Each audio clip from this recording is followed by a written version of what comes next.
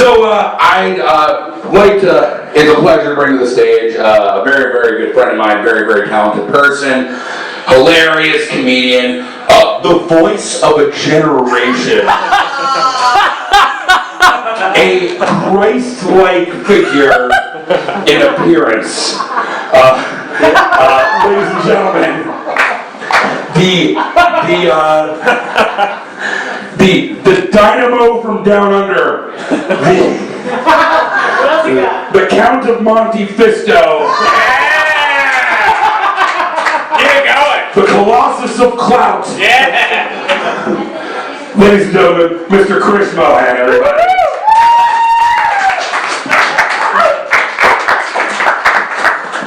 Holy shit, hello everybody! Keep it going for Patrick Cunningham, folks.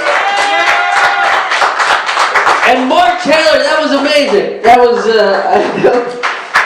I like the show because it's, like Mark kind of looks like what people think Jesus looks like, right? And then I'm like the historically accurate version of Jesus. If he taught theology at the community college, that's kind of what I look like right now. I'm excited to be here. This is a really, really cool room, by the way. I love all the art that's up here. I like that the two pieces on the ceilings is the future of drone warfare. That's really cool, I think. Thank you, one person. Everybody else is like, this is terrifying. What's happening? It does, right? It does kind of look like what drones are going to end up looking like. I don't want drones to look like if we're going to bomb the shit out of other countries, you should make them look terrifying. Like, you should get, like, the weirdest fucking sculptor out of, like, whatever basement in Athens they live in, and you should just be like, design our drones to make them look like all the stuff of your nightmares, because that's what they are. I'm excited to be back in Athens. The last time I was in Athens was right after the election last year, right? And I figured this would be like a cool place for me to come and find some friends, but everybody was too depressed to be friends with me. So I'm hoping we can flip that around. I've never had more people come up to me and say, it was good, but it was a little bit too real. And I was like, oh, like life? Is that... You know? It's funny, man, I get into a lot of arguments about the election. And like, since it's been a year since it happened, like, everybody's gone through like this giant gamut of emotional responses to it. Like, I went on tour with a friend of mine who I felt like was on par, right? Like, I am what you would describe as woke, which just means that I read. Right? It just means I read. I look shit up, and then I'm like, this seems like a real bad idea. And everybody's like, shut up, asshole, we're trying to play Jenga, or whatever.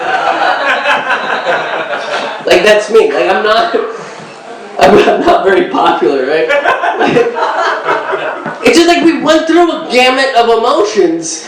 And I remember, like, my buddy back in January was like, he was getting mad at me because it was the first iteration of the travel ban, right? The 7 countries we're currently in war with.